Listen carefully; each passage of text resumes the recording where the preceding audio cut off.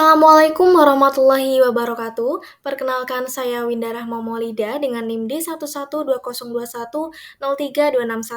Dalam video ini saya akan memaparkan mengenai pengaplikasian atau penggunaan aplikasi Microsoft Project dalam proyek ujian tengah semester mata kuliah Applico Management kelas D1162 AKK. Baik, langkah yang pertama yaitu kita perlu menyimak soal, dan dalam soal ini sudah tersedia tabel mengenai nama kegiatan, durasi, ketergantungan, dan sumber daya. Lalu disertai dengan tabel sumber daya proyek yang nantinya akan dimasukkan ke dalam resource sheet. Baik, langsung saja. Langkah yang pertama yaitu membuka Microsoft Project. Lalu kita gunakan blank project untuk memulai sebuah project baru.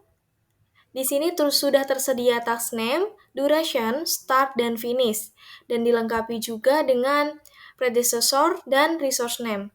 Baik, langsung saja untuk langkah yang pertama, mengisikan task name dengan cara mengkopikan nama kegiatan yang telah tersedia pada tabel, mulai dari kegiatan nomor 1,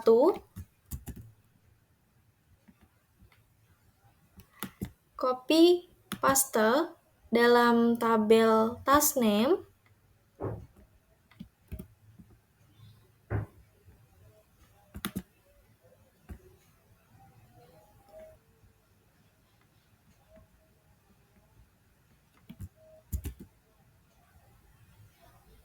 Di sini sudah tersedia dan terisikan tabel task name sesuai dengan soal yang ada di sini. Dilanjutkan dengan pengisian durasi atau duration pada tabel ini. Di sini saya sudah mengcopy pastekan berdasarkan tabel pada file Word yang tadi. Langsung saja kita pengisian pada tabel start dan finish, yang mana tabel start dan finish ini merupakan tanggal mulai awal kegiatan sampai akhir kegiatan. Di sini perlu diperhatikan ketentuannya, proyek diawali pada tanggal 23 April 2024 dengan menggunakan jadwal use default dari hari Senin sampai dengan hari Jumat. Maka pengisian tanggal pada kegiatan yang pertama diawali dengan tanggal 23 April 2024. Langsung saja, pengisian diawali dengan kegiatan project control dan project management. Langsung saja, setting tanggal 23 April 2024. Di sini, tanggal finishnya akan sesuai atau akan otomatis berdasarkan durasi yang telah ditentukan sebelumnya. Di sini dimulai dari tanggal 23 April 2024 dan akhir kegiatannya pada tanggal 10 Mei 2024. Untuk pengisian berikutnya, kita memulai dari perlu dilihat tanggal 10 Mei 2024 adalah hari Sabtu, dan tanggal berikutnya 11 dan 12 merupakan weekday. Maka langsung di-skip dan langsung pengisian tanggal dimulai pada tanggal 13 Mei 2024. Dengan durasi 7 hari, maka tanggal start dan finish sebagai berikut. Langsung terisikan dan dilihat pada Gantt chart di samping akan tersesuaikan otomatis. Langkah ini dilakukan sampai dengan kegiatan paling akhir, yaitu Project Kick-Off Meeting. Baik, bisa dilihat di sini saya sudah mengisikan masing-masing tanggal start sampai finish dari kegiatan pertama sampai dengan kegiatan terakhir. Lalu langkah selanjutnya yaitu pengisian predecessors atau ketergantungan. Perlu diperhatikan dulu dalam tabel soal, ketergantungan ini dimulai pada kegiatan regular meeting 2, yang artinya kegiatan regular meeting 2 ini tergantung atau bergantung dengan langkah sebelumnya. Baik, langsung saja. Perlu diingat dulu bahwa ketergantungan pada regular meeting 2, 4 FS plus 2 days. Untuk pengisiannya langsung saja. klik predecessors pada regular meeting 2, klik kolom, lalu klik kanan, pilih information, lalu akan muncul task information seperti berikut ini. Pilih predecessors, lalu di sini terdapat beberapa kolom yaitu ID, task name, tipe, dan lag.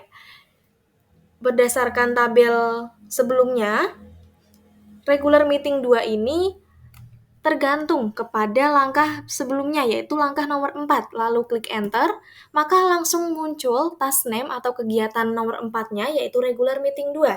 Dan tipenya yang dipilih adalah FS atau finish to start dengan lag 2 hari.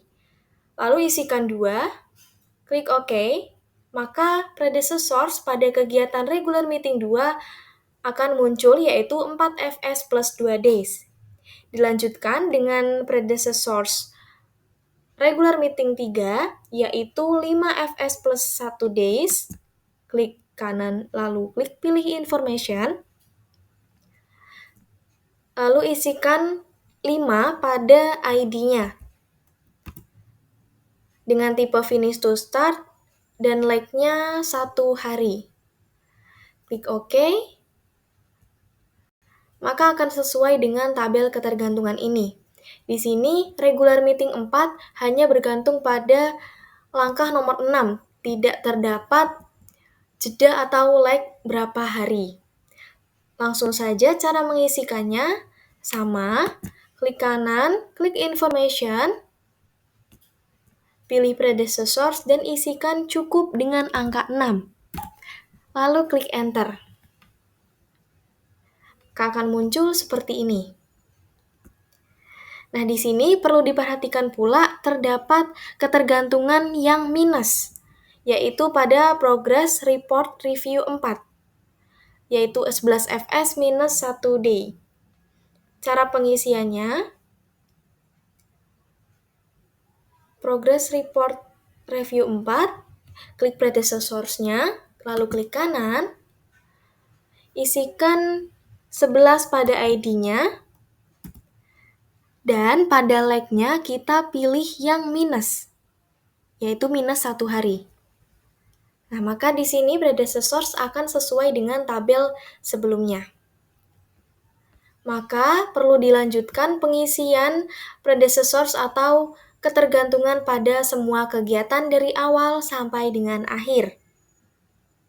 Baik, dapat dilihat di sini saya sudah mengisikan predecessors atau ketergantungan dari semua kegiatan dari awal sampai akhir sesuai dengan ketentuan tabel sebelumnya.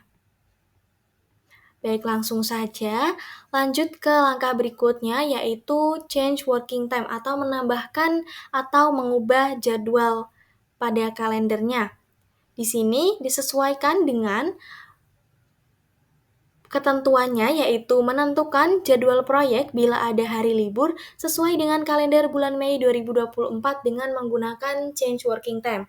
Nah, dikarenakan pada bulan Mei 2024 ini terdapat beberapa tanggal merah, maka untuk settingnya dengan cara pada tab project, kita pilih change working time, lalu akan muncul seperti ini. Pada for calendar, pilih yang standar atau project calendar, dan di sini muncul kalender bulan April 2024.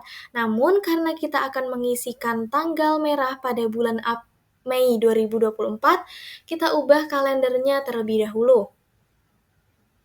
Di sini sudah menjadi kalender bulan Mei. Lalu, untuk mengisikan tanggal merah tersebut, di sini Hari Buruh Internasional jatuh pada tanggal 1 bulan Mei. Lalu untuk settingnya, klik tanggal 1, lalu isikan peringatan tersebut pada kolom name. Kita tuliskan Hari Buruh Internasional. Klik enter, maka tanggal 1 ini akan menjadi tanggal merah atau tanggal libur atau bisa disebut tanggal non-working. Dilanjutkan dengan peringatan kalender pada berikutnya yaitu tanggal 9, Klik tanggal 9, lalu isikan peringatannya pada kolom name, isikan kenaikan Yesus Kristus.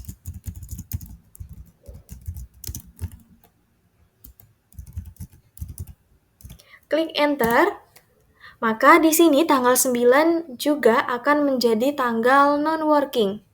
Lalu dilanjutkan dengan beberapa tanggal lainnya pada bulan Mei 2024.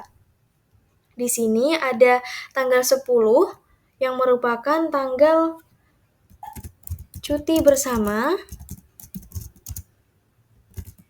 kenaikan Yesus Kristus. Klik enter, dilanjutkan tanggal 23, isikan Hari Raya Waisak. Klik enter, tanggal 25, isikan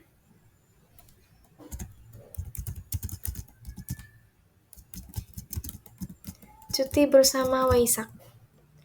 Klik enter. Maka di sini akan terdapat beberapa tanggal yang berwarna abu-abu dengan bergaris yang menunjukkan bahwa tanggal ini merupakan tanggal libur atau non-working. Lalu klik OK. Baik, langkah selanjutnya yaitu menentukan daftar resource dengan tipe Word sama dengan sumber daya manusia dan tipe material atau sumber daya material yang telah dilakukan setelah selesai penyusunan jadwal ini. Langkah yang perlu dilakukan yaitu menyiapkan tabel yang akan dimasukkan ke dalam resource, yaitu tabel ini, tabel sumber daya proyek. Lalu untuk memulainya, pada tab task, klik Gantt chart, lalu akan muncul beberapa pilihan ini. Pilih resource sheet. Nah, di sini akan muncul tabel seperti ini. Lalu untuk mengisikan resource name, perlu mengkopikan jenis sumber daya pada tabel sumber daya proyek ini. Copy, lalu paste. Di sini akan muncul beberapa kolom. Yang pertama ada resource name yang merupakan nama dari masing-masing sumber daya, kemudian tipenya, ada work dan material, lalu ada material, inisial, group, max, standard rate, overhead, cost, accrue, dan base calendar. Di sini kita perlu mengubahnya, yaitu yang pertama mengubah inisial karena di sini sudah disediakan inisial tersendiri, yaitu inisial ini. Perlu dikopikan, lalu ubah inisial yang telah disediakan otomatis, paste, lalu inisial akan berubah. Nah, di sini sebelumnya maksimal di sini merupakan presentase. Namun, saya telah mengubahnya pada langkah sebelumnya. Nah, sebelumnya untuk mengubah desimalnya, kita pilih file, lalu option, pilih yang display, lalu pada decimal digit. Di sini saya sudah mengubahnya menjadi 2, yang sebelumnya 0. Kita klik OK, dan di sini desimalnya adalah 2, angka di belakang koma. Lalu untuk mengubah maksimal ini yang tadinya presentase untuk menjadi angka unitsnya, dengan cara blok kolom maksimal, pilih file, lalu pilih option, lalu pilih schedule. Nah, pada schedule ini muncul beberapa pilihan yang dapat digunakan. Kita pilih pada schedule, yaitu Show Assignment Units as a. Ini tadinya adalah presentase, namun karena kita tidak menggunakan presentase, kita harus mengubahnya menjadi desimal. Diubah menjadi desimal, lalu klik OK. Maka unit max di sini bisa diubah sesuai dengan kebutuhan. Kebutuhan kita di sini yaitu angka max unit ini. Kopikan, lalu paste.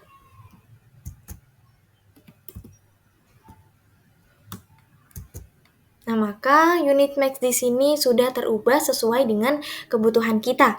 Lalu, terdapat tabel lagi, yaitu tabel biaya, yang akan kita isikan pada Microsoft Project dengan cara kopikan terlebih dahulu biayanya, lalu paste pada cost atau use.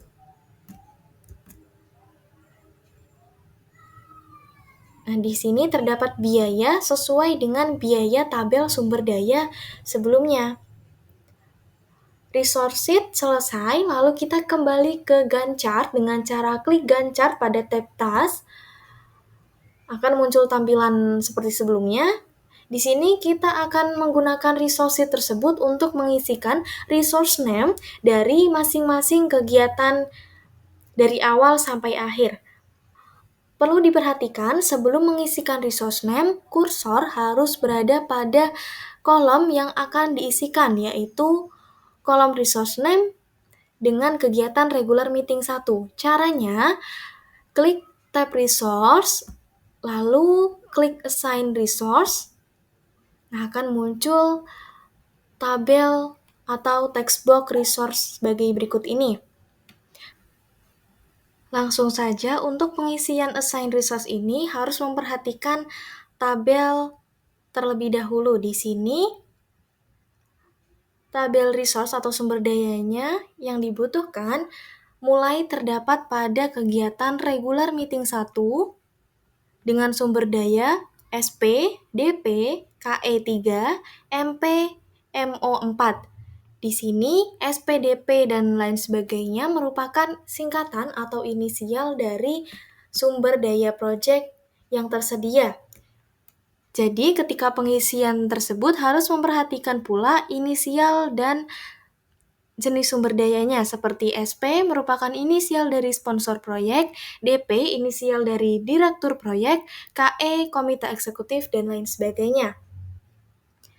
Dan di sini terdapat angka 3 dan 4, yang artinya ketika pengisian KE ini, unitsnya kita isikan 3, dan yang tidak ada angka di belakangnya diisikan 1.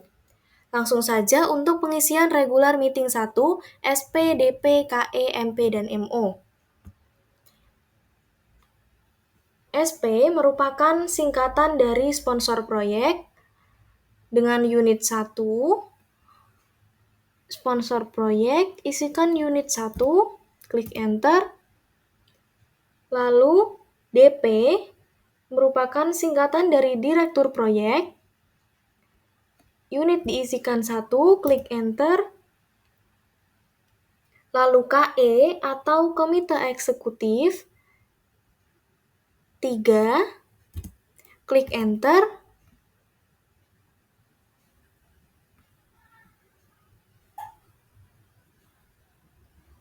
Lalu MP atau manajer proyek unitnya 1, klik enter. Lalu yang terakhir MO4. MO merupakan singkatan dari manajer PMO. Unit diisikan 4. Diisikan 4. Lalu klik enter. Nah, di sini unit akan menjadi penentu cost atau biaya yang diperlukan. Nah, biaya ini akan otomatis terinput, disesuaikan dengan resource sheet atau tabel yang tadi yang telah kita isikan. Setelah pengisian ini, close, dan di sini resource name akan berubah. Kita lihat, di sini resource name ini sudah sesuai dengan tabel yang diperlukan, yaitu tabel pada kegiatan regular meeting 1 dengan sumber daya seperti berikut ini.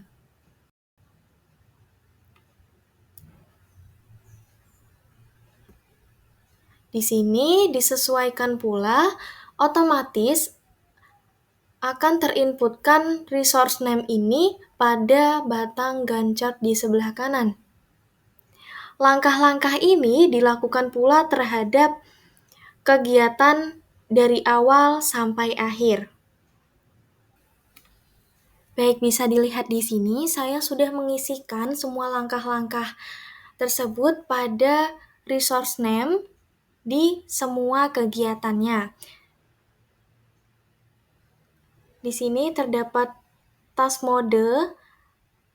Yang pertama, mode manual schedule, dan otomatis schedule. Untuk mengubahnya,